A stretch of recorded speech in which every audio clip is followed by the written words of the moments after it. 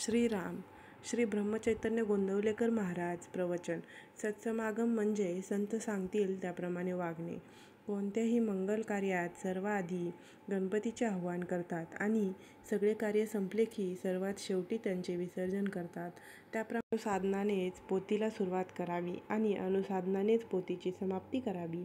लौकिक कार्यामध्ये गणपतीचे विसर्जन झाल्यावर आपण शिल्लक उरतो, पण अनुसाधनाचे विसर्जन करताना आपणही त्यात नाहीसे व्हावे.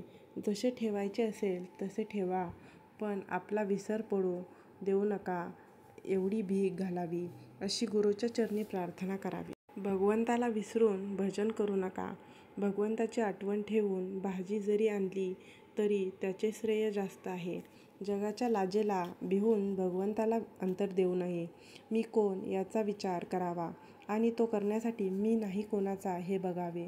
मी आप्तेष्टांचा, बायको मुलांचा, आईबापाचा तर नाहीच, पण मी देहाचा आणि मनाचाही नाही. असे करता करता जो राहील तो मी. खरे समाधान एकपणात आहे, अद्वैतात आहे. म्हणून दैत्याचा जनक जो अभिमान तो कमी कसा होईल हे बघावे. याकरता मी करता नसून देव करता आहे असे मानावे. सर्वानुभूती भगवद्वार पाहावा. सत्समागम करावा. सत्समागम म्हणजे सत्याचा समागम.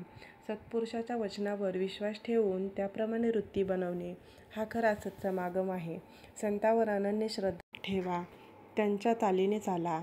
त्यांच्या समागमात दैन्य मानू नका. जे तुमची एकसारखी विषयातली नडच भागवतील ते संत नव्हेत. खरे संत विषयाची आसक्ती कमी करतात. अशा संताला शरण जावे. निर्विषय चित्त संतांनाच करता येते. संत हे ईश्वर दर्शनाची तळमळ उत्पन्न करतात. तळमळ उत्पन्न करून देणे हीच संतांची कामगिरी. संतांची भाषा तळमळीची असते, म्हणून ती तळमळ उत्पन्न करते. संत सांगतील त्याप्रमाणे वागावे. जग संतांशिवाय असणेच शक्य नाही. जे देहात दिसले पण वस्तुतः देहातीत राहिले ते संतच होय.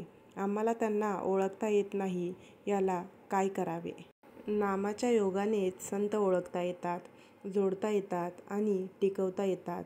जो भगवंताचे नाम घेईल त्याला संत भेटेल आणि तो त्याला भगवंताची प्राप्ती करून देईल. त्याचे कुठे अडणार नाही. पण जो नुसत्या शब्दज्ञानाच्या मागे लागेल त्याला आसक्ती सुटणार नाही आणि त्याचे जीवन सार्थकही लागणार नाही. बोधवाक्य: संतांच्या पदरात पडले की तो आपली लाज राखतो.